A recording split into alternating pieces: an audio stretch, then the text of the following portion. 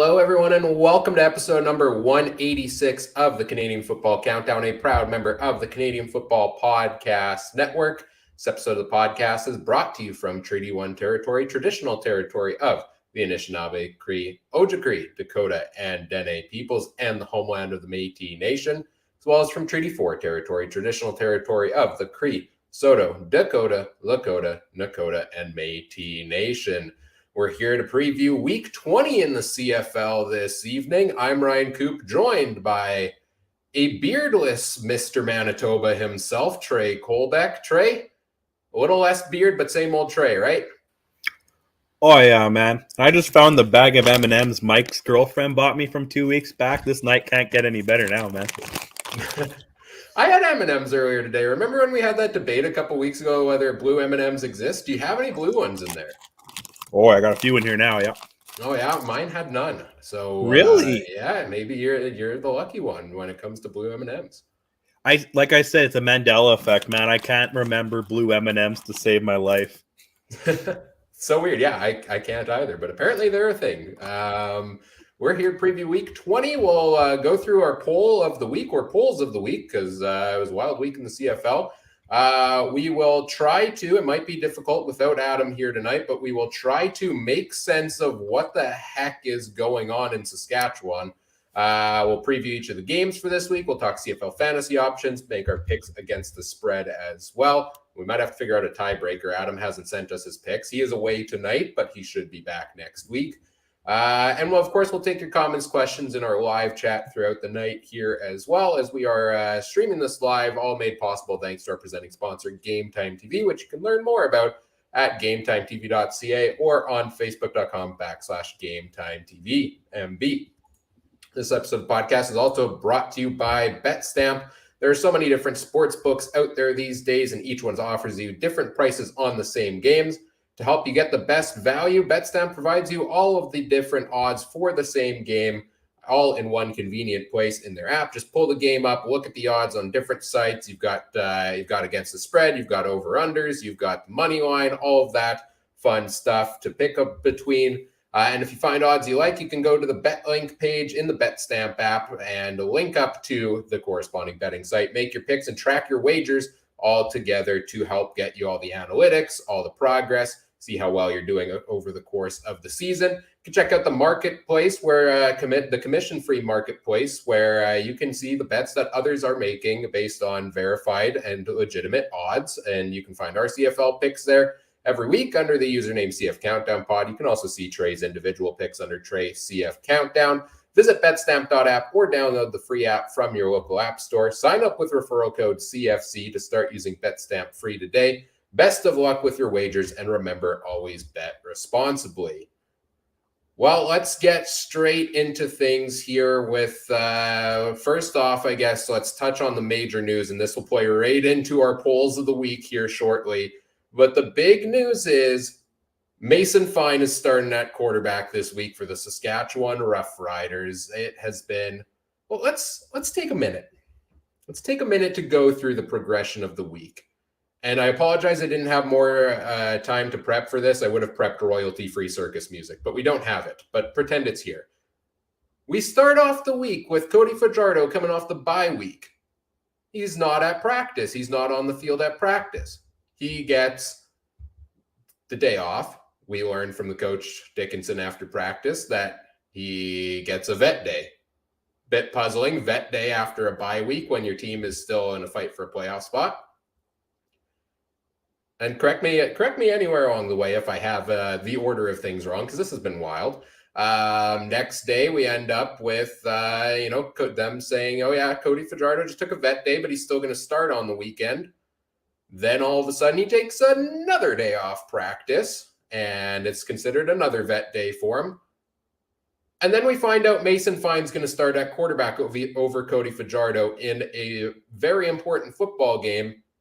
And you think it's done there. You have also Fajardo comes out afterwards and says that this might be basically the end of the chapter for him of his football career here in Saskatchewan. And then we find out today that he's still going to play in this game, but not start, that both Fine and Fajardo are going to play in this one. I've tried not to bag on Saskatchewan this season, for a lot of it. Like I try to find, the bright spots here and there. I'm just confused. Help me out here, Trey. I don't understand what they're doing. I don't agree with this decision one bit by the Riders to start Mason Fine over Fajardo. What do you think on this? The only way I make sense of this is it's clearly the Riders pushing Fajardo out without broadcasting it, or that's what they were trying to do, I think. And then Fajardo with the, I'll be wanted somewhere, or I hope I'm wanted somewhere comment, and then things spiraled from there even more. I don't know. Like, I'm not surprised they'd start Fine. I'm surprised that Fajardo is still playing. I'm surprised he's even dressing. If this Roughriders made that decision, I don't think they think they have a chance of making the playoffs. Or if they do, they're hoping Fine Zach Collaros it and plays 4 games and 4-0 and somehow sweeps their way through the playoffs, right, Ryan? Like that's the what I mean. That's the only way else I can make sense of it. I don't know. I really wanted Adam just for this 5 minutes because I think he would have the best rant ever. Yeah, and I'm sure next week when Adam's back, we'll get his take on this here as well, because I don't agree with it. You're still in the fight for the playoff spot. What does that say to the rest of your team if this truly is the mentality of giving up on the season, so to say, saying you're not going to make it? You do still have a chance. You need a lot of things to go right for you. And I could see if they do this in week 21, of course, because, maybe you want to go with Mason Fine for next year. But to do this in week 20 when you still have playoff hopes there, especially when you're hosting the Grey Cup this season, this one I don't agree with the decision. And then to kind of go half into it, okay, why are you saying it's a vet day? If you had this plan all along, was that maybe to try to throw off the Calgary Stampeders a little bit? Are you actually going to, play Mason Fine the majority of the game? Here's a hot take. Is Mason Fine going to be the starter on the depth chart and play 1 series and then Cody Fajardo comes back in and this is just Dickinson's weird way of gamesmanship with Calgary? I don't think so, but I wouldn't put it past him also if that was the case. It's mystifying to me. And I mean, who's the head coach on the other side? His brother. That's what I mean, right? I don't know. I never thought of that. I was taking it at face value that they're just, they're kicking Fajardo out of town and they're not even giving him a horse to ride on. That's kind of the opinion I took from it. See, I actually think of it the opposite direction. I think it's Cody Fajardo has made it very clear in his conversations with the team based on how this whole season has went, his frustrations with everything. He's basically spent half the year on the ground, right? He's been sacked, 60-something times this season. Yeah, he's probably wants to go somewhere else if he's a free agent this offseason. Maybe he doesn't see the direction, the turnaround here for the team. So maybe he's informed them of that, and they said, okay, well, if you're not going to be back next year, we're going to go with the guy who, we may want to have be our starting quarterback next year. And I think that's a totally valid way to do it if you're the Riders, but not when you're not eliminated yet from the playoffs. Yeah, I don't know. The only reason I don't agree with that is where's Fajardo really going to go right now? Edmonton locked up a guy. Calgary's locked up a guy. Winnipeg locked up a guy. BC has, half a season Hall of Famer and Vernon Adams for 1 more year. Where's he going to go? Does he really want to go to the East? Is he going to the XFL? Does The Rock got something cooking for him? That's his options, I guess, is he's going to take the job from Arbuckle or Harris or Bethel Thompson, right? Or Dane Evans, I guess. Or Mazzoli. I forgot Mazzoli in there too, right? But I guess he'd be the starter next year, right? I don't see him taking the starting job anywhere. Yeah, Hamilton seems like that could be the Dane Evans situation hasn't been great there. That's probably where I would lean the most. This might be a bold take, and we'll get into this here right away because we have some more quarterback breaking news from this week also, right? We'll put it up on the screen here and we'll talk about them kind of in tandem. The Bombers signed quarterback Zach Collaros to a 3-year contract extension this week, which I was shocked and very pleasantly surprised when that news came out because I didn't realize mid-season they were negotiating, and to lock, probably back-to-back MOPs up for 3 straight years is pretty good. My hot take and how this ties into Cody Fajardo is I think by year 3, Cody Fajardo is in a Bombers uniform. I think he is going to find his way here into Winnipeg. I think Collaros, a 3-year deal for a guy that's 34, 35 years old. I'm not sold on Collaros playing it out at the level he is to the end of the 3 years. I think it's possible. I mean, we had like Henry Burris, Anthony Calvillo, Ricky Ray. These are all guys that played, pretty late into their 30s, maybe early 40s. But yeah, I have kind of the hot take that maybe this is where Fajardo ends up finding his way coming to Winnipeg, more of a backup role, and sees, okay, yeah, there's an aging quarterback in front of me that maybe I can, with that offensive line in that system, maybe, have my bounce back in the future. I think it's bold. I think it's a bold take. Yeah. I'm not 100% sold on it, but I could see some way that ends up happening. And I don't know where that middle stage for Fajardo is, though, where he goes in between there. My only concern is he'll be 33 in 3 years. So not that he couldn't keep playing, but he's had, Collaros had some doozies of injuries too. But like you said earlier, Fajardo's been staring at that sweet blue Saskatchewan sky all summer.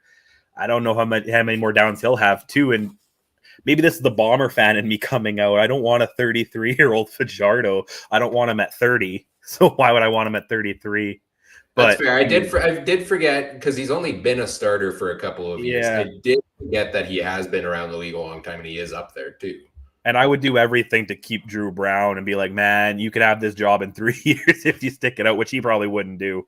But yeah, that's my only concern. I wouldn't argue if they didn't re-sign Collaros. I would agree with you that I could see him being it next year even, but because they got Collaros locked up, seems to have taken somewhat of a discount. You could pay that guy probably anything under the $5 million salary cap. And so, yeah, but that's what the news we're going into, right? Like, I think that contract works. I think it works well. I saw a couple people him in about the 3 years, but sometimes you got to do that, right? This guy's taken probably a pay cut or two. He came back. Sometimes you just got to give him that 3rd year for money. And even if he ends up being your $600,000 backup, right? Hopefully you have a starter in there that you're not, maybe a rookie guy or 1 or 2 year guy who's still on the 70,000 minimum or something, right? So I like the deal, Ryan. Yeah, and it's the 3rd quarterback contract now that we've seen be a guarantee, right? First was Cornelius, then was Jake Mayer, now it's Zach Collaros. Like, all of these, correct me if I'm wrong, are 3-year contracts. So, as much as we talk about the CFL going all over the place with free agents in the offseason, that's 3 teams now potentially that are locked in with a quarterback for a number of years here to some extent. I don't know if it's a starter in all cases, like is Cornelius a starter for 3 years in Edmonton? I could see them going out and trying to find somebody else as well. Of course, these guys could get traded also along the way and in the offseason also. But yeah, I like this deal that they managed to get it at the price for Collaros, because they didn't really have to pay much more. You would think after the season, all the accolades he's going to get out of it the past couple of years, maybe they'd get more there out of him. And I think it just shows, and I think you mentioned this week, this kind of shows that there's a strong chance Mike O'Shea sticks around in Winnipeg, right? You want to explain more of your own logic on that? My thought was, was that if I was Collaros, I'm obviously going to have a conversation with Osh before I sign anything, right? Would be my understanding, because I at 35, would you want to learn a new offense? Like, you know what I mean? If maybe a new head coach comes in, learn some new routines, maybe they change the OC. Do you really want to do that if you're committing? That's a conversation I'd have with my supervisor at work. Hey, I'll sign here for a long time if you're going to be here, right? But I'll get out if you're getting out.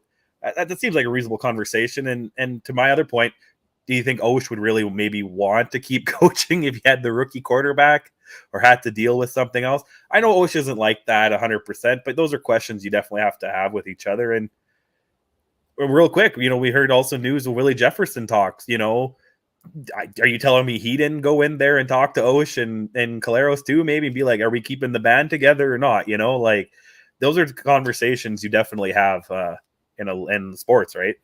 Perhaps one of the greatest benefits of being a team that's locked up first place in the division a number of weeks early is that you can start getting a head start on next year while the season is still going on, right? Because they've had bye weeks. They had weeks like Collaros didn't play last week. You can't tell me they didn't finalize negotiations on this new contract during that time, right? So if you're a high caliber football team and can get some of these guys locked up before you even head off into the offseason, because that's when people are going to start throwing money at them. That's huge. Like, I don't think they'll be able to keep everybody. It's hard to when everybody wants a pay raise, but at the same time, these are two key pieces, at least Collaros, potentially Willie Jefferson, that are going to help the Bombers, immensely if they can keep them in the fold, and they have. So part of it, Kat in the chat says, depends if they like the boss. Yeah, that plays a large part into contract extensions as well. And that's part of the culture the Bombers have built. And I think by signing a guy like Collaros to an extension now in season, you get a head start on all of your other guys in the locker room in the offseason as well, right? Where once the year ends, whether it's championship or not, everybody's going home. Everybody's going off to their separate homes. Everybody's talking to their families, making their decisions of where do I want to play next year. If you can go and tell all these other guys on the offense, yeah, Collaros is going to be throwing you the ball for the next 3 years before they go off and make these decisions, that's planting a seed in their minds, right? Oh, yeah, 100%.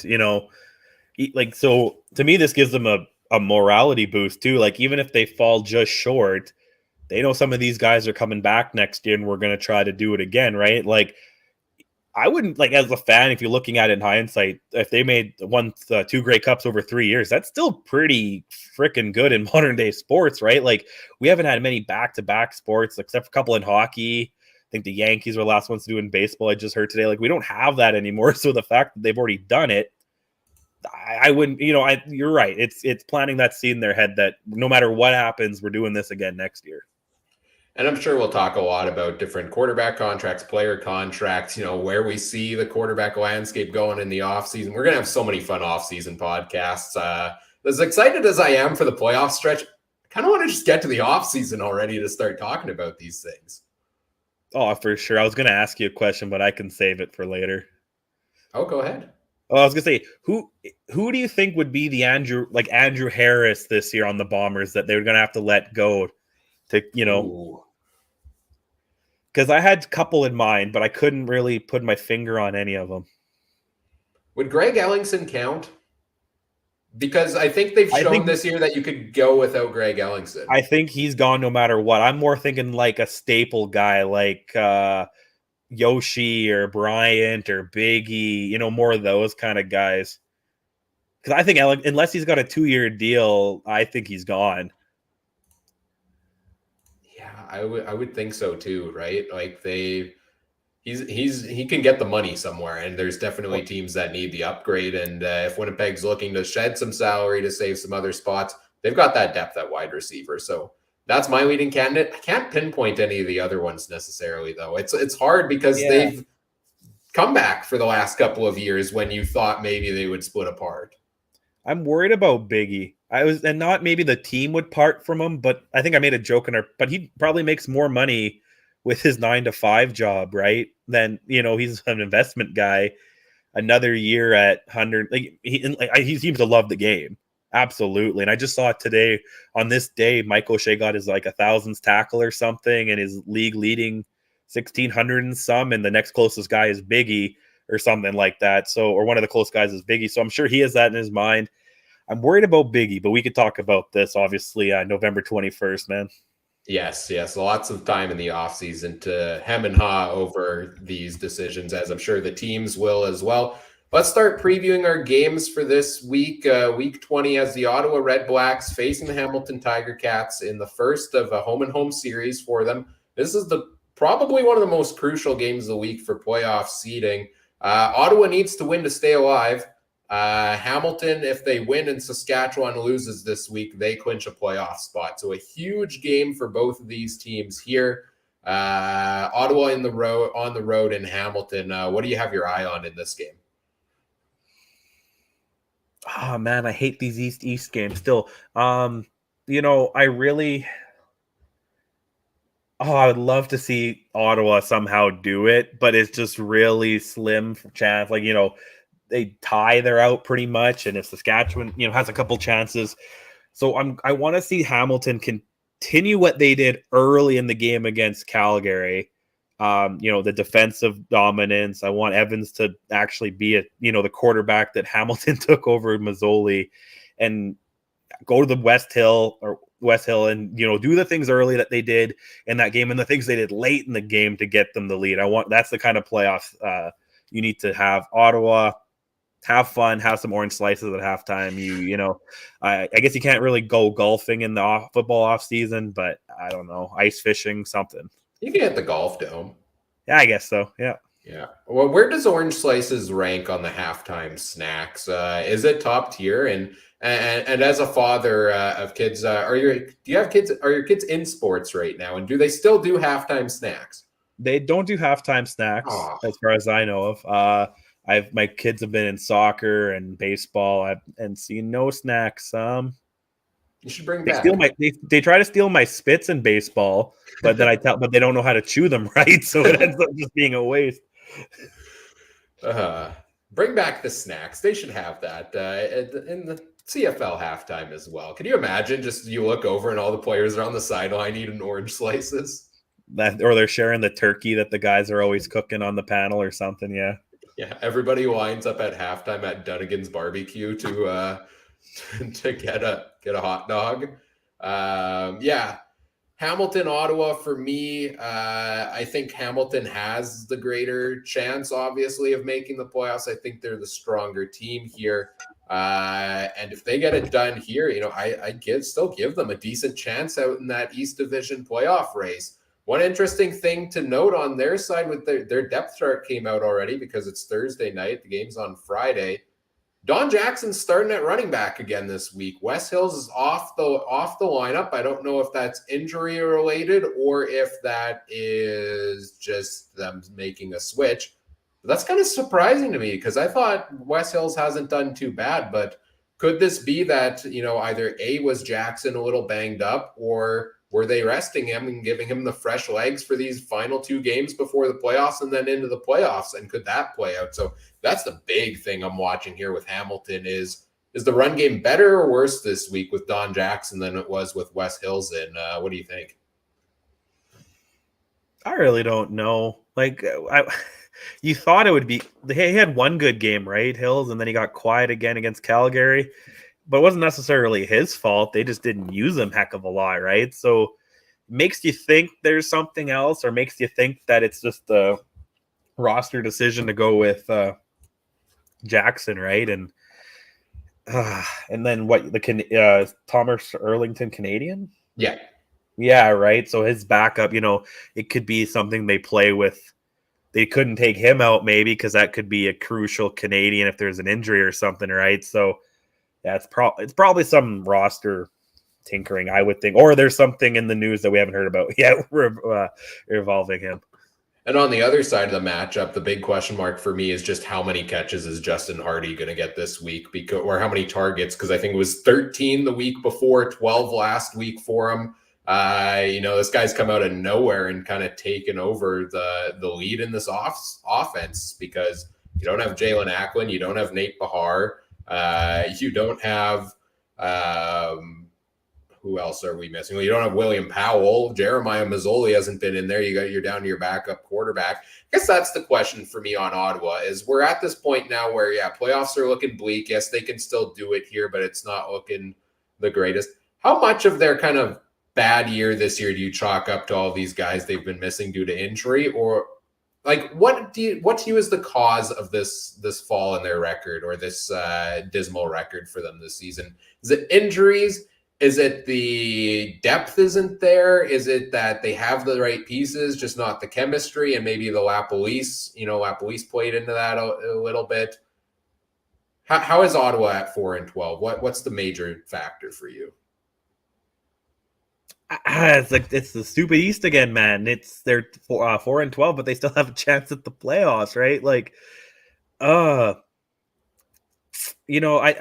hate chalking it up to injuries, but I'll give a little to that, and I give a little to Lapo. Great commentator, great OC, not a great head coach, but I also just chalk it up to the East, where they're 2 games down a third still, and the East has been less than impressive all year, right? So I predominantly chalk it up to the East. Like I said, I want a year where the East has 3 teams, and we still might not get that if Fine goes unreal over the next couple of weeks, right? And Fajardo comes in on second and shorts and does something, but still, I think Ottawa just needs. I don't know. I don't even know what to do with the East. Like you say change, well then they bring in players. It's not like they don't bring in players, right? Like there's a lot of mess turnaround, and I don't know. Like what do you do in Ottawa? Do you think their new coach is going to be the guy? It seems like they like rallying around him. Like I know they fell short last week to Montreal, of course, at home, but it was pretty close, and they had some good spots in the games. They started the game off really strong. I feel like Bob Dice he hasn't done too bad so far, and I think if he can have a strong finish, even if they don't make the playoffs in these last 2 games, I think he's the guy for Ottawa going into next year. He should be at least. I don't know who else would be available. I guess we'll see where the hammer comes down elsewhere around the league, but he's had a solid 2 games so far, and we'll see if they can do it here again against the Ticats. As we move on to our second game on Friday night, we've got the BC Lions at the Edmonton Elks. The biggest storyline for this game has to be, this is the last chance, Edmonton. This is the final chance you have to win your first home game in 2 seasons of football. They haven't done it this year. They didn't do it last year. And they also face the BC Lions, who have torched them for 50 points in each of their last 3 times they've played. Granted, that was with Nathan Rourke at the helm. But what does Edmonton need to do in this game to finally break the streak? Oh, they have to really hope BC doesn't start many of their starters or something, right? But have they officially got second? I don't think so. I'll pull it up here to double check. But I don't think so. They got 1 win right over Calgary with 2 weeks left. So yes, Calgary, no, they haven't yet. BC win or a Calgary loss clinches it for them. So they should be starting all their starters this week. So I don't really give Edmonton much of a chance unless there's just some weird CFL magic in the air. Cornelius got his contract. I really doubt they're firing Chris Jones. There's some other guys that are playing for some stuff, but you know what I mean? It's fantasy time where you get the fantasy points near the end of the season, maybe. But other than that, I really don't have much high hopes for Edmonton. If BC starts their starters and then they lose, then okay, I'll be like, when's Nathan Rourke coming in? But other than that, that's kind of all I'm looking at in this game. BC, if they're starting their starters, just play as if, you're getting ready for the playoffs. If not, start your backups, kind of like Winnipeg's doing, and just focus on Calgary, right? We've got a couple comments in the chat. Richard talking about the Ottawa Redblacks says, I like them rolling the dice. I appreciate the pun there. Thank you. And also asked, what is Edmonton going to do with their QB? Yeah, Taylor Cornelius injured his spleen last game, ended up finishing the game, then went to hospital afterwards, was released from hospital, but he's not going to play this week. So Trey Ford gets to start at quarterback, which is something I don't think. No, we saw him start 1 or 2 games earlier in the season, I believe it was, and then he left due to injury. So what do we expect from Trey Ford in this game? I honestly don't know what to expect because there were high hopes for him at the draft. He's got insane athletic ability. He's a quarterback that can run with the ball, which I think always helps you, especially in the CFL game here. So I'm somewhat high on him, but I don't think I've seen enough to be fully confident in him that he's going to be able to deliver them the win here. But can you imagine if he comes back from injury, Canadian QB gives them their first win at home? Yeah, that would be an exciting time, and I'm sure 90% of Elks fans would call for him to be their starter going into next season if that happens. Oh yeah, for sure. Yeah, I forgot all about his spleen injury. That's crazy, eh? That's up there in the NFL. Someone on, I can't remember which team it was, but some guy, he wasn't cleared to fly because he had a broken rib, so he drove 15 hours from Buffalo. I think Buffalo to Kansas City, and then he played in a football game. I was like, that's insane. You're not cleared to fly, but you can play in the NFL. But yeah, I didn't even like what he did. What to his spleen? I just know it was an injury to his spleen. I don't know the exact details, but I don't even know what your spleen does, man. I'm not a biologist. Like, that's like an organ. Like, did he get kidney punched out on the field or something? Like, man, that must have been some impact. But he's a big boy and he does rumble, right? So I'm not honestly surprised. Maybe someone put a helmet down there and it's hard to tell when the tall guy where, one body part starts and the other ends, right? So I could see it. But yeah, into this game, Trey Ford, if he's getting the shot here, that it kind of contradicts what I said earlier. He might not have a guaranteed spot. They just paid Cornelius, not starter money, but not like, backup money either, kind of in the middle. So it's like, does Trey Ford have a spot on this team either? He's a guy I could see more jumping to the East. I don't know what his contracts are like. You have no idea what contracts are like in the CFL, right? I always assume everyone's on a 1-year deal. I would assume a draft pick. No, like that's my best guess would be he's under contract. Okay, I didn't know if they did that or not for entry level drafts or not. I have no idea, but I don't 100% know either. That's my best guess. It would make sense. Again, I just always assume it's 1-year deal unless otherwise specified, right? So he might be playing for something, and even if he is on a 2 or 3 year deal, you never know with Chris Jones, Canadian quarterback. It might get you a pretty penny in a first round draft pick somewhere too, right? So you never know what he might want to do. So this is his Trey Ford's opportunity to go out there and actually ball. This was a weird one. I think both Friday games have absolutely crazy lines, like 6 or 7, right? So it's really going to be hard. I don't know if BC is going to beat them by 7 or whatever it is, but I think BC will win still, unless they play all their backups. Yeah, well, so the BC side of things, I mean, their depth charts come out. They still don't have Brian Burnham. They still don't have Lucky Whitehead. Nathan Rourke is sitting out this week, but seems like he's going to be on track to start in the final week of the season, which we debated long and hard about the other day. We won't get too much further into that. We'll talk about it next week when we might not have as many other stories to talk about with potentially all the playoff spots locked up. But Vernon Adams, once again, this is your last chance potentially to show that you should be a guy who is a mainstay on this team going forward. And that was something that I think came out in an article this week as well. I want to say it was from John Hodge, but I could be misquoting the place, that Vernon Adams is under contract for next season and that had a restructured deal with the Montreal Alouettes before he got traded to the BC Lions. And it's a pretty cheap deal for Vernon Adams next year as well. So you're potentially talking about Nathan Rourke as the starter, Vernon Adams as the backup. That's one heck of a 1-2 punch to have at quarterback. I'd put that probably straight to the top in the league personally there. So he's under contract for next year. Maybe he's trying to play his way down here in the stretch to like, hey, maybe don't just hand it to Nathan Rourke going into the offseason. Maybe, give me a shot for that starter money here for Vernon Adams Jr. And once again, looking for him to step up and have a good game here. Like, the matchup is great against Edmonton, but he's doing the exact same thing.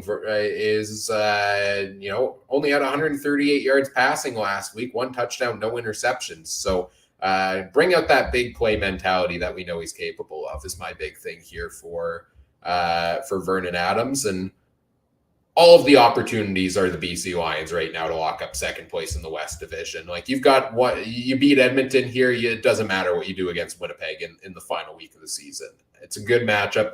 You have to think they're going to push hard for this one, right? Oh, yeah, for sure. They want to get a home field game. And I think actually I'm really excited. Like, I know it'd be the same 2 teams playing, but I think it being in BC is going to give you a heck of a game. And, I was just in Calgary. It was getting a little chilly, right? So, but I'm sure they'll have the BC place heater turned on, nice and good. Even I don't even know how cold it gets in Vancouver in November. Probably not as bad as here. But if there's one person in this world that wants Nathan Rourke to go to the NFL, it's probably Vernon Adams Jr., right? Because that team's it, right? So maybe the rest of Canada might be no, stay here, but Adams would have Rourke's bags packed for him, probably, right? So I didn't lose a bet. It gets itchy, man. Like, it's just Richard in the group chat there. I did not lose a bet. It's just a rotation. That was probably the longest I've ever had it, honestly. We're talking about the beard, of course. Yeah, sorry, the beard. That was something. It was long. Yeah, I'm with you. I didn't have quite as long of a beard, but I did shave this week as well because it was just getting too hard to maintain. So, but I applaud you for growing it for so long there. Anything else on BC and Edmonton? Sorry. No, I look at the chats too much. I like talking to Richard. No, I'm pretty good. Hey, no, that's perfect. The chat is here to chat with folks. Whatever folks want to chat about, we are here to do so. So let's move on to the next game, though, and talk about the Toronto Argonauts and the Montreal Alouettes. Toronto into Montreal. I believe this one has some playoff implications here as well. If the Argos win this one, they clinch first place. Montreal, I think, needs to win both their last games and have Toronto lose their last two. They play each other the two times. They play each other both? Yeah. Okay.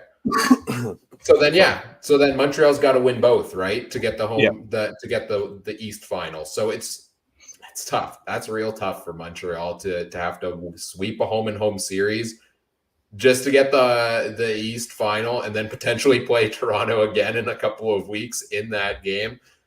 That's the weird thing about these short playoffs, man, is just that you play and with such a small league, you play the same team so many times consecutively down the stretch where, like, you have Winnipeg and BC might play each other 3 times in 4 or 5 weeks. You might have Montreal and Toronto do the same thing. And, you know, how much of these late season games just become gamesmanship where you do just enough to get the win and then, you know, don't give away your playbook come playoff time potentially. I think this game, both teams are going hard, of course, because they still have the playoff implications. But let's say Toronto wins here, then you have the rematch the week after. If you're either team, you're not giving anything away.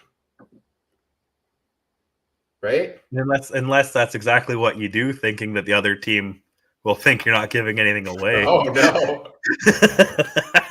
Like, oh, yeah, we're not going to do these plays next week and just whatever.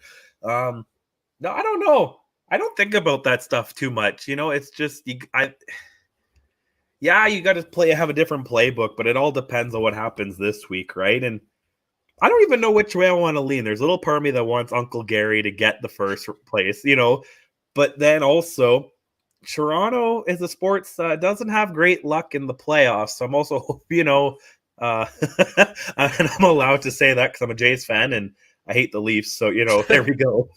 The best Toronto team in the playoffs recently has been the Raptors. So, you know, it's true. Yeah. I kind of hope for Toronto. So it's really weird. I don't even know. Like, it's so weird. You're right. Like, I'm tired of this schedule. We need the 10th team. We need a lot of things to get rid of this weird schedule and playing 3 teams or 2 teams 4 times in a year plus a playoff game. Like, it's just. It's starting to feel like a baseball series where you face the team in your division 14 times in a year. Like, really? Yeah, I mean, we had that Hamilton-Toronto 4 games in 5 weeks earlier in the season as well, right? For me, the matchup in this game, I'm excited for it because I think these are 2 teams that we still very much underrate this season. Like, Toronto's at 10-6, Montreal's at 8-8. Yeah, you know, 500 record, but they've shown some good signs. Like, Montreal's beaten Winnipeg. They've beaten, they had another big win. They came close against Calgary. I know they beat Saskatchewan a couple of, or one, at least once in there as well. I think they beat BC also, if I'm remembering correctly. So the Alouettes have won some big games here. So I think despite their record, they're an underrated team that can pull it off. It's just about the consistency. It's about eliminating those penalties. It's about, guys stepping up to the plate. And for me, the big question mark is still always, when's William Stanback going to get going? He had a touchdown last week, but only 9 carries for 34 yards. I thought that was the piece that was going to put Montreal over the top as a front runner in the East Division. And I don't know if it's they're saving him for the playoff games, they're just easing him back into it. But it seems kind of like Walter Fletcher is getting a little bit of the usage here for Montreal, and it's kind of a split backfield here for them. So I don't know what to make of that with the Alouettes. It's one of those things where they have all the pieces there. It's just, can they use it properly? And that's the age-old question for the basically every team around the league, right? Toronto's the same thing on the other side of this matchup. They have every piece they need. As we welcome Trey back in, you meant to hit mute and you hit the exit button, right? I hit something. I don't know. I was trying to type in your timestamps for you here, and I had a second, and I hit something. I don't know what. But, yeah. No problem. I was just talking about how Montreal's got all the pieces, basically. It's just, can they put them together effectively? And same with Toronto, because they've caught a stacked group of wide receivers. Even they've had some guys out due to injury, they still have some great options for them there. They, I think, have a good running back in AJ Ouellette, who they haven't used as much as they should. And they've got a real stacked defense. So storyline, I think, in this game is just that you have two teams that are underrated, have the right pieces, need to figure out how to put them together pretty soon, because playoffs are right around the corner. Would you agree? Oh, 100%. I know Toronto's a weird 10-6, right? They're kind of like the Bombers being a weird 13-3 or 14, whatever they are now, right? It's not, neither of them are really have it by a stranglehold, right? Like, I wouldn't be shocked if either one of them lose in that finals week there. So Toronto needs to keep their game plan going, run the ball, kick field goals, which they did last week, with Boris Beatty kicking them and Ouellette running them, so he's got to keep doing that. And on the Montreal side, I want to see something from Harris. He's the guy that took the job from Vernon Adams. And, jokingly, I'm saying Vernon Adams could be the starter of BC next year if Nathan Rourke goes somewhere else, right? So Harris needs to show something too and get Uncle Gary a home playoff win, right? For sure. Well, let's talk about the game that probably has the most eyes on it. Of course, outside of maybe that Hamilton-Ottawa game, is the Calgary-Saskatchewan game in Saskatchewan. Mason Fine starting at quarterback. Cody Fajardo will play supposedly as well. If you missed our discussion earlier on in the show, go back and check that out near the start as we talked about that at length there. But it leads into the big question. You muted yourself. No. Hello? No. Interesting. Ryan's sound just cut out. Hello? No. Oh, boy.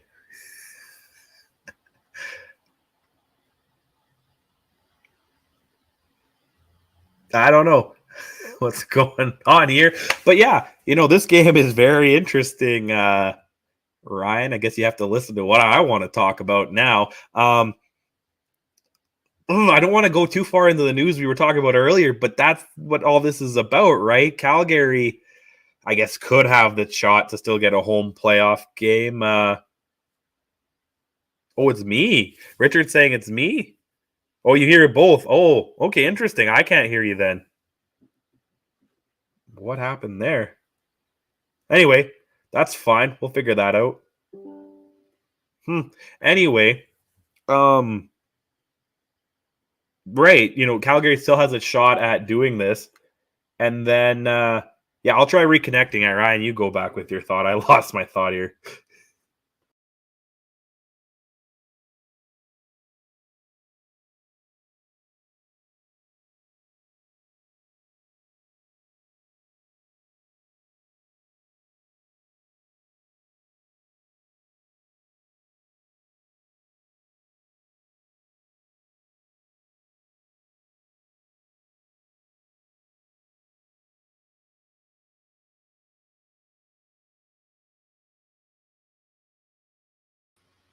Really?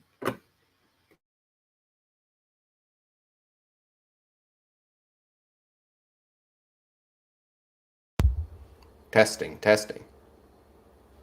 Now I got it. Now you can hear me? Now I can hear you. Are we good? There we go. Can the chat hear me? We were doing so good, man. I know, we were cruising. Heard something. Right here. Hello. Yes, perfect. We are good to go. There we go. There we go. These microphones, man. Bunch of goofballs with a podcast, man. That's all we are. Like we got these microphones, and they're good microphones for the most part, but they're very sensitive. If you tap the top of them, they mute themselves, and sometimes that may happen. So sorry for that, folks. And we are back with it. So yeah, I was just saying that I don't know about Mason Fine. I don't think this is the right decision for them. We went into that earlier on in the game or earlier on in the podcast, and I'm not sold that he's gonna come out here and deliver a strong performance, or that he's the guy Saskatchewan has in mind to be their starter for next season, or that he's going to be a strong enough player to be their starter for next season. What are you looking for from Mason Fine this week? Do you expect more from him than I do? I might not, but the province of Saskatchewan probably does, or something, right? Like, I don't know. The old saying, like the most favorite player on the team's a backup quarterback. Does that instantly make the favorite player on the team Cody Fajardo now? Like, I don't know, man. Like, anything could go. I don't know. And this has just been such an awkward week. And often in sports, when there's an awkward week and the team doesn't overcome the adversity, right? Like we like to think they do. We watch like Bad News Bears. We think that the underdog always wins, but I don't see it this week, and I think Fine should just go in there and again, like, play for his spot next year. And like again, okay, Fajardo's out. Well, then there's a spot for another quarterback maybe to go, or do they go with Fine? Fine needs to prove to them that I'm the guy that should be here next year and be the new poster boy, right? So that's what he's got to do. I really don't think they're going to make the playoffs, but.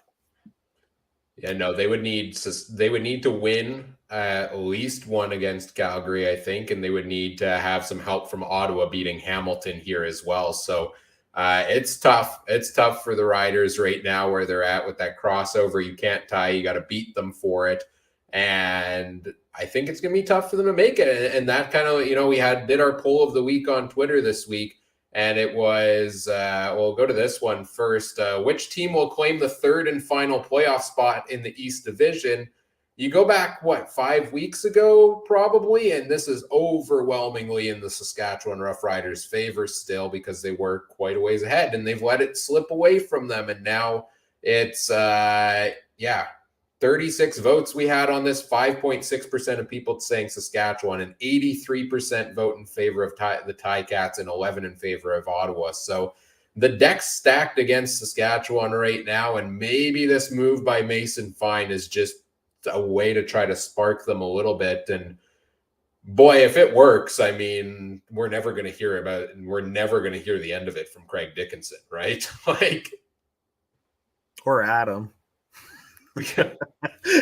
Adam will just say he knew the process the whole time, right? But kind of like Mike and the Jets. Yeah, I don't know. Like, I really hope the Riders, like, they are our arch foes, but they're also our neighbors. So I do want what's like best for them, just so they don't have to be so annoying all the time, right? Like, I want that. What's his name, ballsy guy, to shut up. Like, I don't want him to have something to complain about, right? Just have it's just so weird. Like, again, like the West has been pretty on top, or the top three teams have, but now we're seeing the bottom two teams in the West kind of start looking like the East teams a little bit. And I hope Saskatchewan can turn this around. I don't know if Fine's the guy, and I think you're right before where you didn't have high hopes on him, but looking at the poll, Do you really have high hopes in Dane Evans doing anything?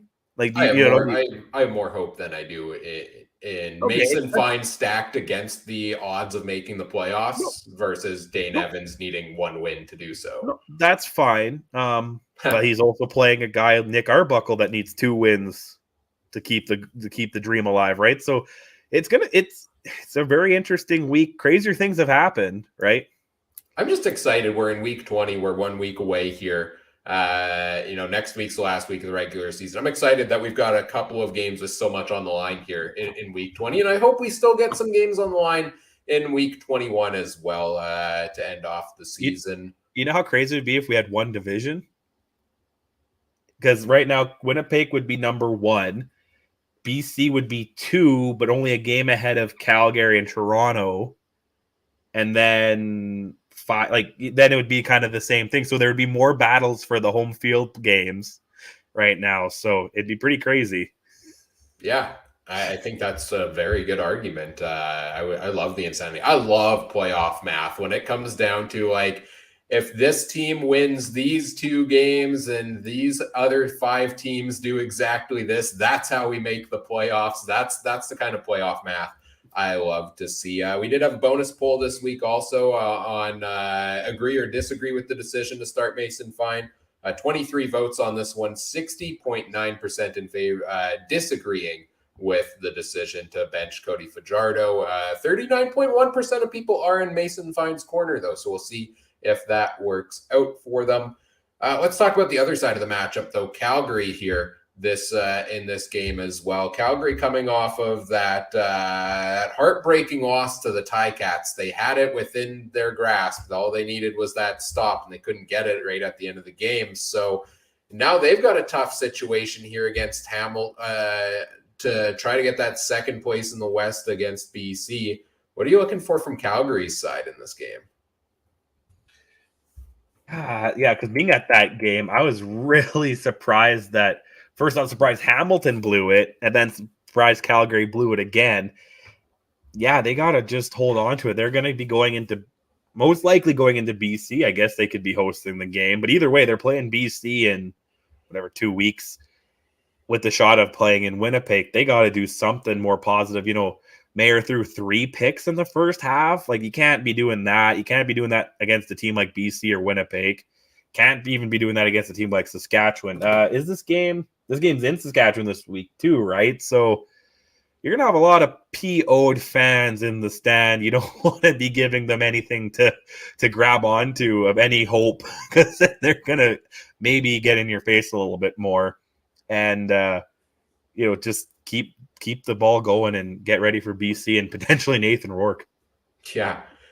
Looking at Jake Mayer's stats, I think he took over the starting role week 12 against Winnipeg. I think it was against the Bombers was his first start of the season. And in his first 5 games, he threw 1 interception in total. In his last 2 games, he's thrown 5. So we've seen Mayer, after that strong start, kind of slow down a little bit and, turn over the ball a couple more times. He did face some tough defenses in Toronto and Hamilton, but you've got a Saskatchewan defense that can make some big plays here as well. So I think for Calgary, that's kind of what I'm watching, is what Jake Mayer is going to do in this game. And can he get that back under control going into the playoffs? Because not turning over the ball, you can throw your 300-yard games. Sure, that's going to help your team. But if you turn the ball over 2 to 3 times a night, it's not really going to help you that much if you throw for that many yards. So as much as we knock the game manager role, I want to see a little more game management to get back on the track. Because I still think he's a great quarterback. He's cooled off a little bit from that start where last season 3 straight starts with 300 yards. And then this year he almost did it again and 3 touchdowns in his first start.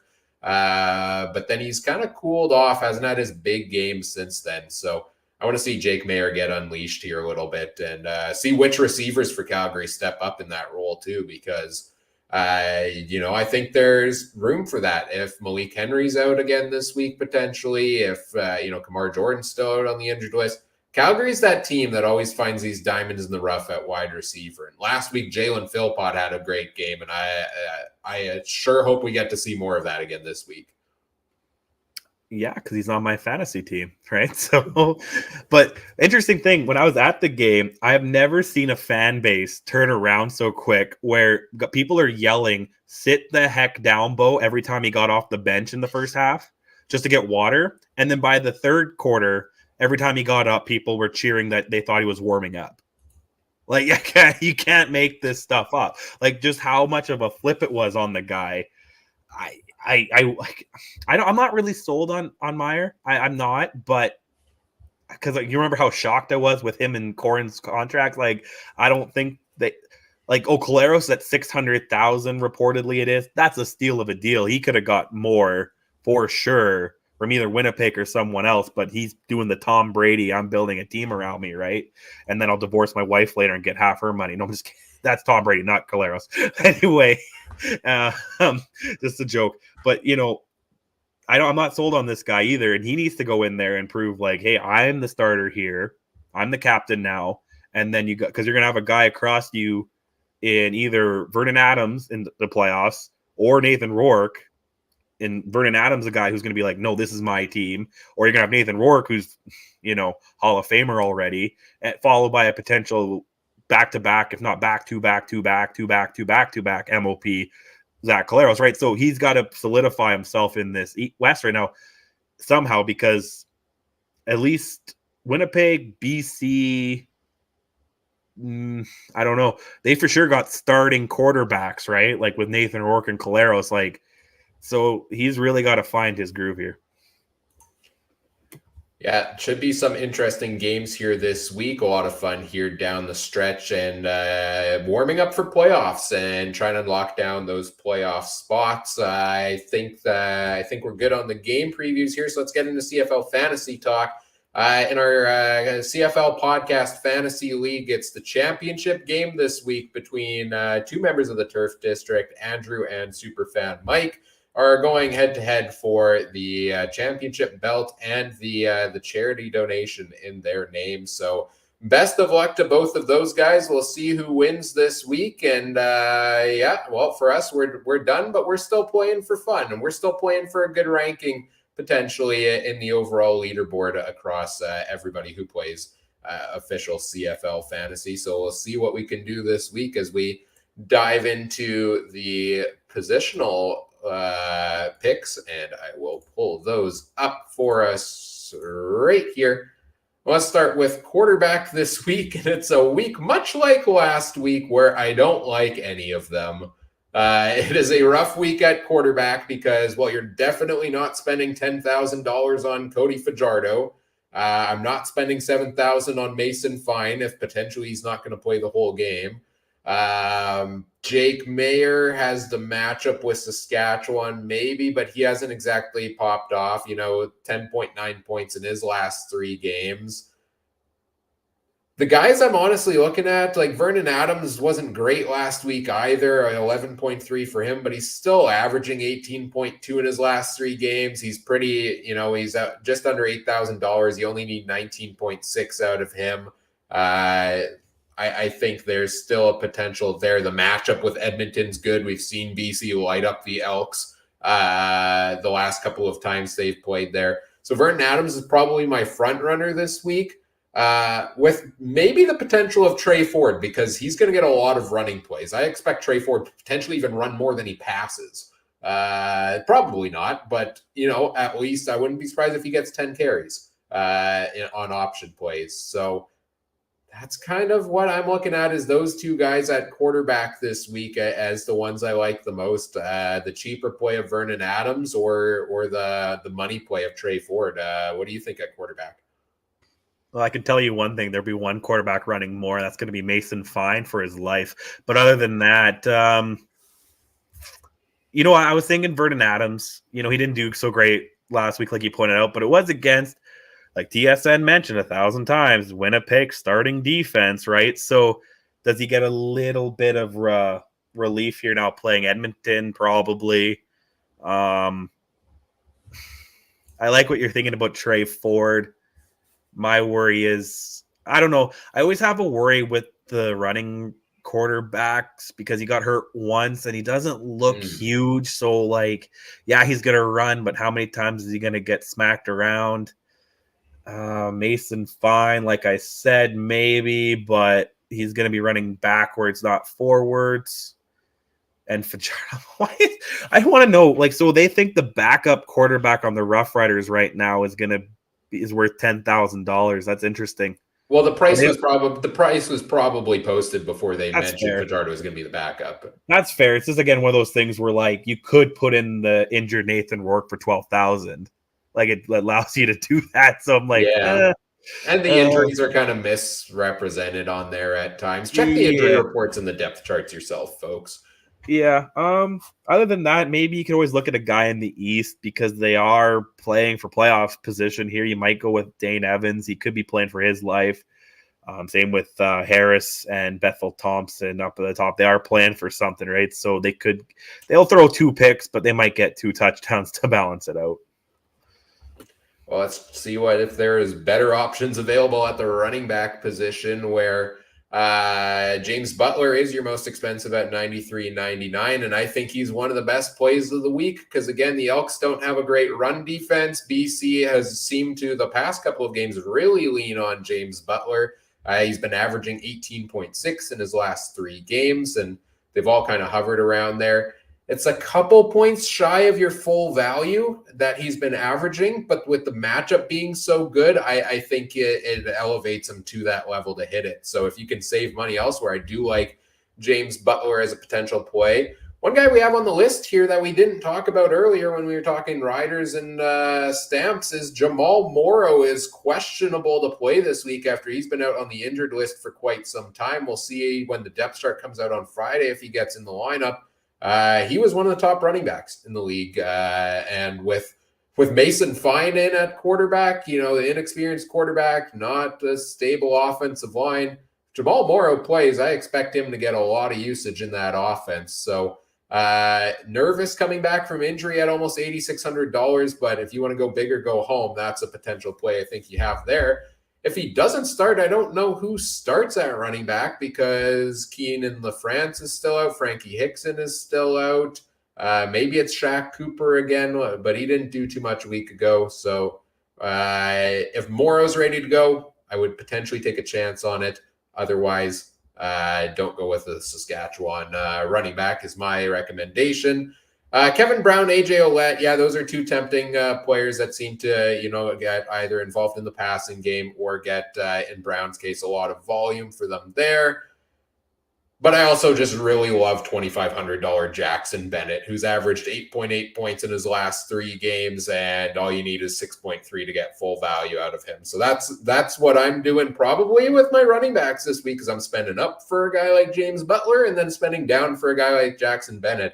I think you potentially get more value out of doing that than, say, going for 2 middle-priced guys, because say Butler only hits his average, but Bennett has such a low threshold to hit that he beats it by a couple of points, well, then you hit full value on your 2 running back plays no matter what. So those are the 2 guys I've got my eye on the most here. Do you think the same, or is there anyone else in the middle of the pack you're looking at? Nah, I'm just gonna do exactly what you said not to do. Take 2 middle guys. I got Ouellette. He started to run last week, untouched, right up the middle there. And I was gonna go with Hamilton's Don Jackson, see what he could do. I'm hoping he does something. The fact that he kicked someone out of the starting spot there, right? So you would think that means they're going to him, but you never know. But honestly, I don't. I'm just doing the messed up lines. You're gonna love who I have in defense. Oh no. We'll get there. We'll get there in a little bit. Yeah, Don Jackson, I mean, it scares me because Hamilton running backs most often don't get the usage. And at that price, it's a little steep. But, $4,000 Wes Hills when he was a starter, I like that a little bit more. But I also still think that's the recipe for success for Hamilton down the stretch here, is to use your starting running back in a good matchup against Ottawa here. So Don Jackson, I think, yeah, it's a risky play, but it's a play that could pay off for you here. I don't like either Montreal running back. William Stanback, he's cheaper, $6,180. He should get more usage as we get closer to the playoffs. but Walter Fletcher has also been taking some of it. I don't like those time splits between running backs. It's maybe a little more in the NFL, but in the CFL, I'm taking the guy who's getting the number one workload because you only run so much as is, and there's only so many carries to go around. At wide receiver this week, we've got Tim White and Eugene Lewis are the two that are over $10,000. Of course, there's options at a variety of different prices. What are you looking at wide receiver this week, Trey? I got Justin Hardy, Keon Hatcher, and Jalen Philpott. Philpott's been picking it up, and I believe he's been used a little bit on the return game. So, get some points there. Keon Hatcher's basically been my guy. Hardy, I feel like you mentioned him earlier, so I was like, that name just stuck out to me. Maybe because he's getting the starting position, right, or something, or did I mishear that? Well, here's the thing about Justin Hardy, and he is a prime play because if I sort these charts by average in their last 3 games, of all wide receivers in the league, he has the highest 3-game average at 17.4 points, which at $4,800, like this is the late season Dalton Schoen, a guy who started at $2,500 is making his way up the price ranks and is delivering at the price point. So I think you hit the nail on the head with Justin Hardy. See, I listen once in a while. There we go. Other wide receivers I'm looking at this week. I mean, Tim White, if you can afford to put him in your lineup, how do you not? A great, battle with Ottawa here, a team that, struggles defensively at times. We saw what he did in that late comeback against Calgary. Hamilton needs to win to secure their playoff spot. And if it's a close game late and they need a touchdown to win, the ball is going to go to Tim White. I would be shocked if it doesn't. They're going to put the ball in his hands as much as they can.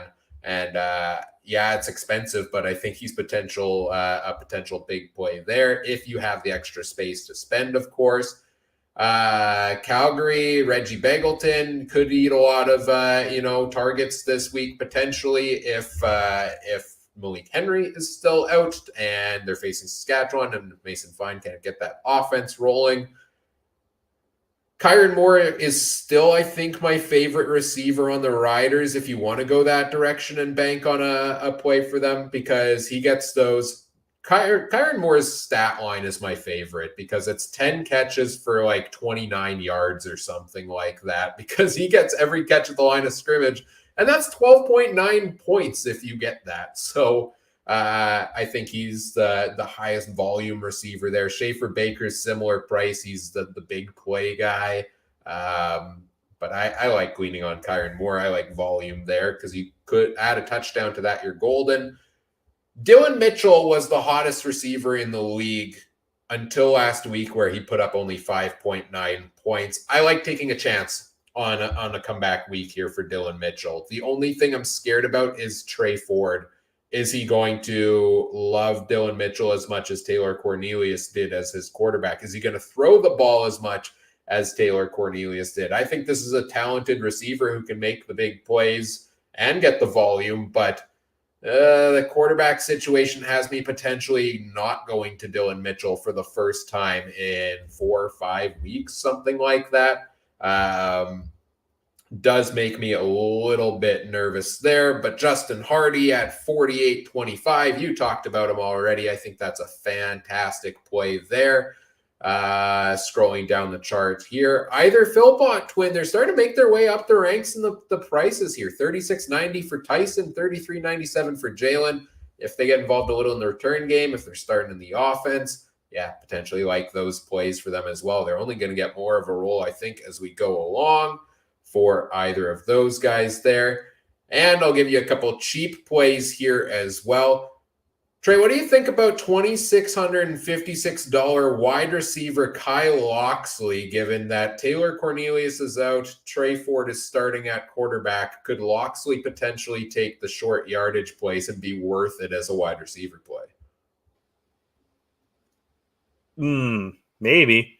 This is when you start seeing the schoolyard, horseplay out there. You might see some trick plays that pick up some yards too, right? Involving him. I could see that.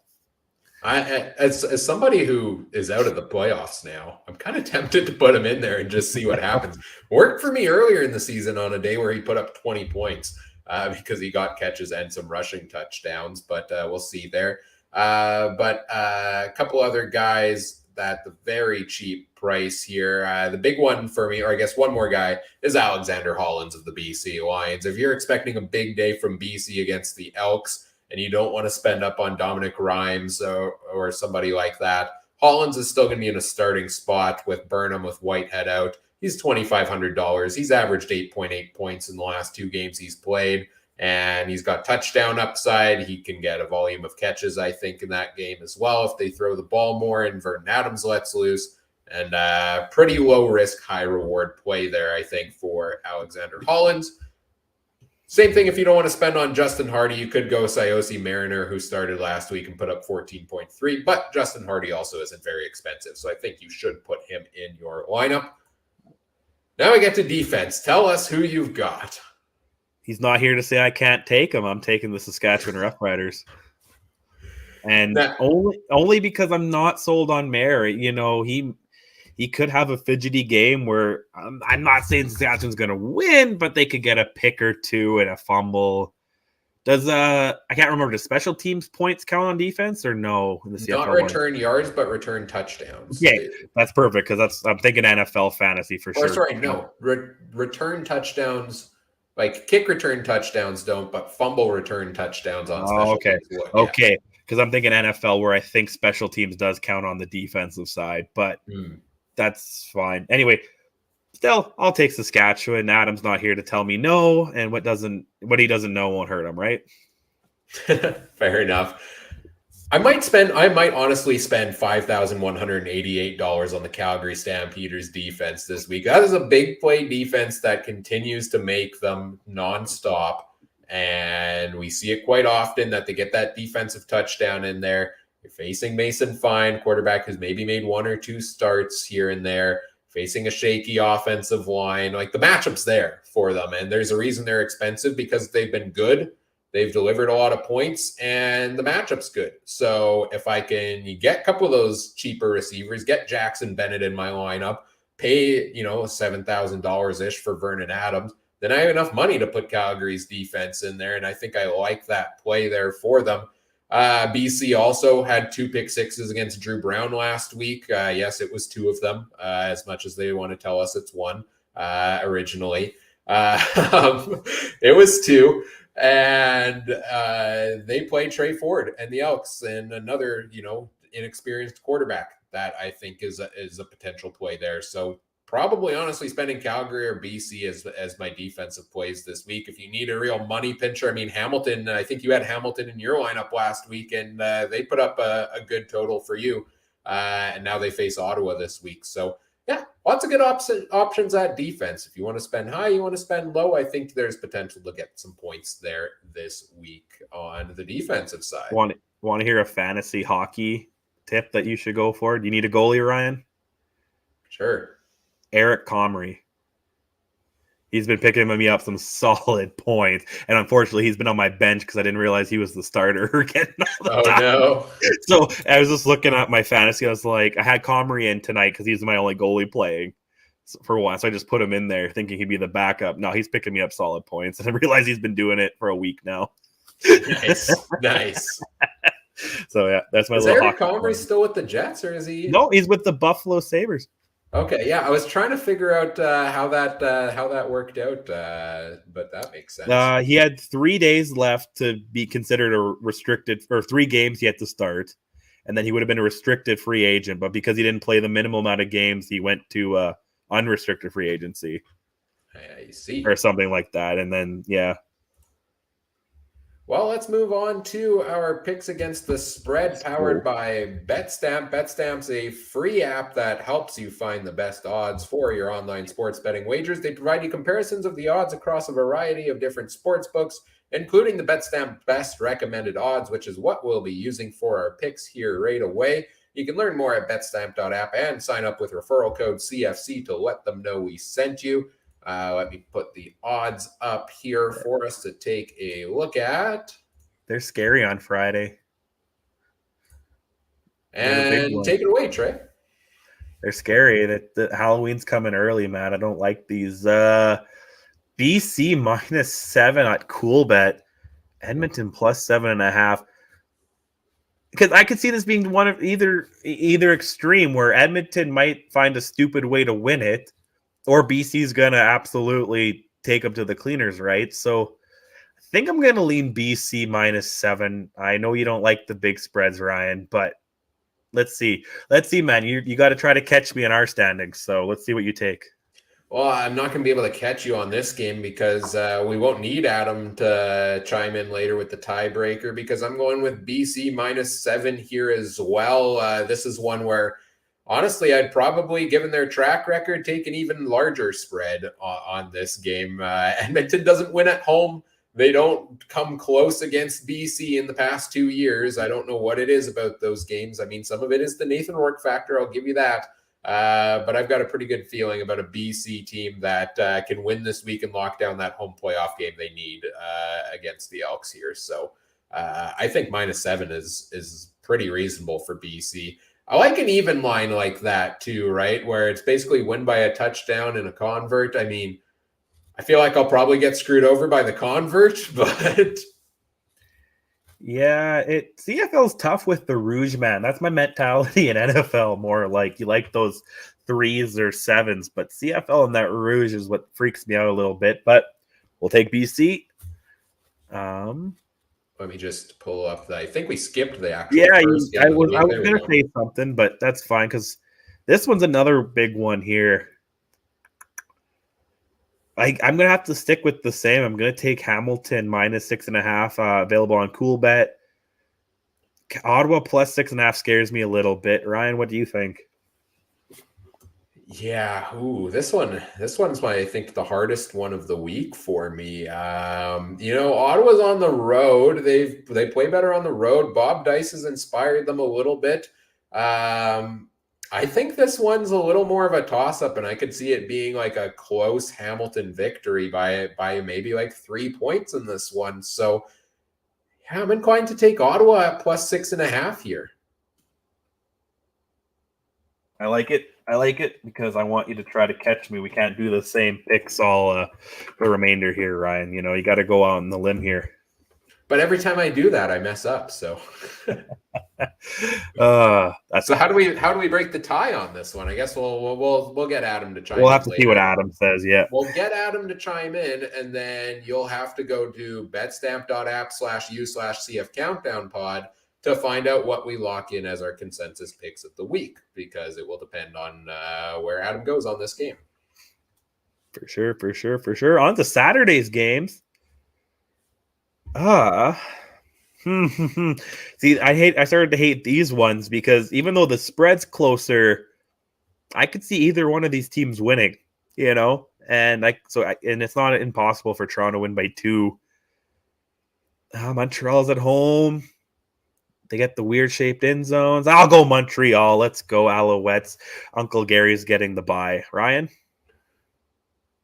Well, I can't decide, and it's an Argos game, so I'm going to flip the coin.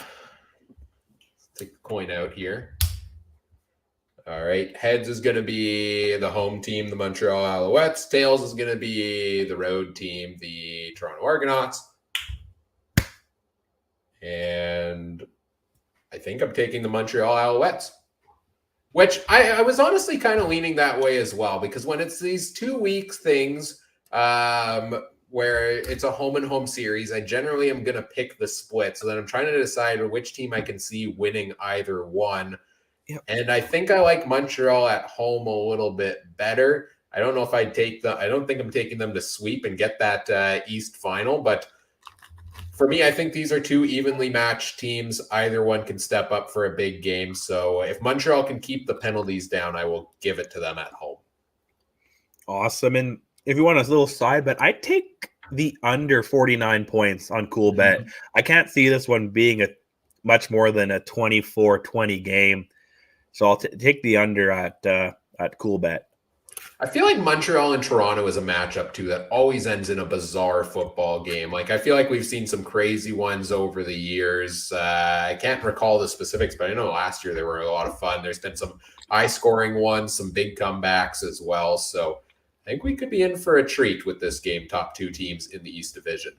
Was it these two where one of them missed like a 20-yard kick just this year? Yes, Yeah. that was earlier this season. Yeah, That's insane. Yeah, so this is one I can't wait to see in playoffs. yes. And the finale here. Oh, where's your tissues? Because Adam's gonna have issues after this one, man. Oh man. I'm gonna take Calgary at cool bet there at -2.5.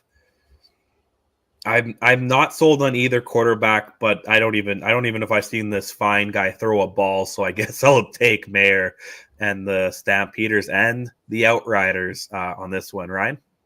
I'm surprised the line's not bigger, to be honest, right? And I would love to see, and I you can take a look on the Betstamp app as well. I don't have it on the slides we're showing here on the screen, but you can see how the lines have progressed over the course of the week.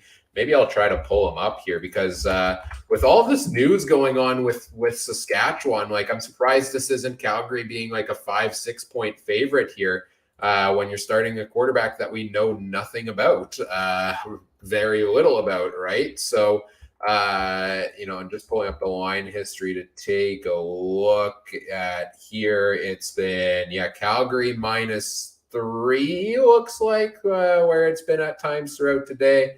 Opening line was Calgary -1.5. So it's opened up a little bit over time, but I think Calgary's smashing that. I think I think the Stampeders are a really good football team. They came close against the Hamilton Tiger Cats last week. They're fired up, looking to bounce back from that. Give me the Calgary Stampeders here to take this one as well. So I guess I'll agree with you on this one. We're really just gonna need Adam's opinion on Montreal, or no, on Ottawa and Hamilton, I think it was. This one, I take the over 48. I think Calgary will win by 3, but this one I think could, or two quarterbacks maybe needing to show off a little bit. You know what I mean? So take the over. All right, and those are picks for the week. And of course, check them out on the Betstamp app and follow along all season long. We'll see what we can do to finish off the season here strong. Anything else you want to talk about here, Trey? Or should we get into wrapping things up? Just Richard in the chat, 49ers just got Christian McCaffrey in the NFL. So if he's in your fantasy, he might be used a little bit more. I heard there was rumors about him going. I heard the Bills were in on him. And I'm kind of digging the Bills this year, so I thought he would be going that way. But yeah, Is this wow? Is this actually happening? That's huge if that's the case. That is a big trade there. Do they trade a lot? I'm still getting more into the NFL, of course. Do they trade a lot in the NFL before the deadline? I know it's coming up in a couple weeks. The CFL never does. I feel like I've seen a lot of talk of the same thing every year. Big names, maybe they'll trade places, and then they never do. This seems like potentially a big one here. It is. It's not like hockey, baseball, basketball where you got, Juan Soto, and that doesn't happen in midseason very often. Like, I think the last guy to get traded just this year was a guy because he refused to do, like, he was like, again, they were trading to get rid of him. Robbie Anderson. Yeah. So I mean, that's usually the trades you get mid-season, kind of stuff like that. Well, this is a big one. Looking forward to see what this means for the NFL, for NFL fantasy as well. Of course, having a lot of fun with that. Great time of year for football. If you're into college football, that's all going on as well. You can catch football almost any time you want. Oh, yeah, for sure. And make sure if you are into college football, check out our buddy Brandon Sanders, right? He's on his podcast there. Yeah, at CFF University, I think is his Twitter handle. He was on the show earlier on in the season, talking a little bit of the college players coming over to the CFL and what that means for them. And, one of the guys he talked about, Dalton Schoen, who is now going to be the front runner for the Rookie of the Year here in the CFL. So, hey, maybe watch some college football, get into and get a clue of who the next big CFL star coming up could potentially be. I think that does it here for today. So let's take a look at what's coming up on the podcast Monday night, October 24th, 9 p.m. Winnipeg time, 8 p.m. Saskatchewan. We'll recap everything from this week to have, hopefully some fun things to talk about with these playoff races. Here, we'll recap each of the games. We'll give our players of the week, do our power rankings, all of that fun stuff. And then next week, Thursday night again, is our Week 21 preview for the last time of the regular season. We'll take a look at the game previews, the storylines. We'll try to make a sense of what's bound to be the mess of CFL fantasy options for Week 21 and make our picks, which could end up with some interesting lines there as well. So you won't want to miss that. And I think Adam should be back next Thursday as well, hopefully. 9 p.m. Winnipeg, 8 p.m. Saskatchewan. You can catch all these shows live. Just find the Canadian Football Countdown on YouTube, Facebook, Twitter, Twitch.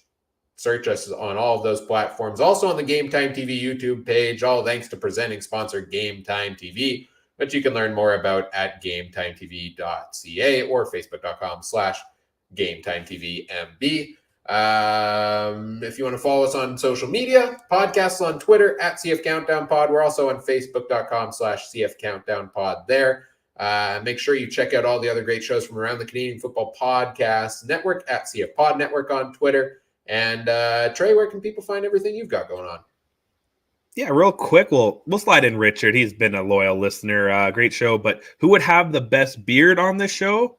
Well, you won't get beard, but I believe we all agreed to grow mustaches over Movember, right, Ryan? So, yeah, that's official. Okay. Well, I don't know. I'm doing it. I didn't know it was only mustaches. I don't think I've ever just grown the mustache. Oh, so. That's what Movember. We could do beards. It's Movember's. I was just going to go full on facial hair. Yeah. Whatever, but we'll have something back. So yeah, we'll do something. Yeah. Yeah, but at least Trey and I will. I don't know if we're getting the others on board for that, but I'll do it. Adam didn't seem too keen, but I don't know what the dirty thing Mike would grow, but I feel like it would be something. But anyway, you can find me at Twitter at TreyMB Harness. I'm your annoying horse racing guy in Manitoba. I'll be doing some hockey with Mike this weekend. I'm getting promoted camera guy. I went from, so that's how bad color went. But yeah, I'll be doing that, and yeah, keep it locked in everything CFL, man.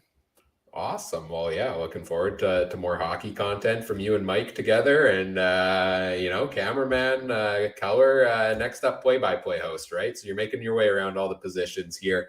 And of course, check out all the great harness racing stuff Trey's got going on right now as well. Check out all the great things Mike and Adam have. Mike's on Twitter at Mike Garrow. Adam's on Twitter at AdamStewart1. I know they're both very busy with hockey stuff right now. Adam's doing a lot of senior hockey stuff over in Saskatchewan. Of course, always busy with farming as well. So go give those guys a follow and see what they're up to. If you want to follow me on Twitter, you can find me at CooperTrooper42. Talking CFL Fantasy. Hey, Nathan Rourke's coming back next week, folks. My Twitter feed is about to liven up big time. That's like 80% of what I've tweeted about over the course of the season is Nathan Rourke, because I really don't tweet a whole lot, but put him in the Hall of Fame, as I say weekly. Yeah, looking forward to that, of course, and just looking forward to more podcasts here down the stretch of the regular season. We'll get into playoff previews in a week or two here as well, and then recap all the craziness from the CFL playoffs right up till the end of the season here. Of course, we appreciate people who really, whenever you watch this, if you join us live here and chat with us in the chat, we always love that. We, of course, appreciate those who listen or watch after the fact as well. We know you can't always catch it live. And we would love if you do all the fun things such as like, comment, subscribe, rate, review, share the show with your friends, help us grow the show. And on behalf of Trey and Adam and Mike, and I'm Ryan saying thank you for listening. Take care. Have a good one. Bye.